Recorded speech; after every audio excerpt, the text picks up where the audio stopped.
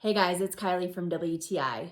So coffee is a really big deal in our house every morning, and we really appreciate having this Mueller Austria French press around. It makes our coffee making super simple and it makes a great cup of coffee.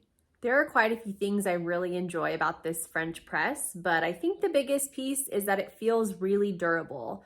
It doesn't feel flimsy, and the stainless steel frame is pretty heavy duty. I also love that it has a 4-level filtration system, which works pretty well. Our coffee comes out super clean and just plain delicious.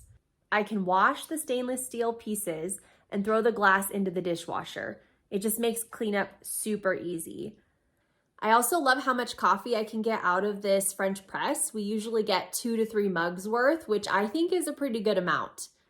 Our family loves this French press. We use it almost every day. It's been a really nice addition to our coffee station. And that's my point of view.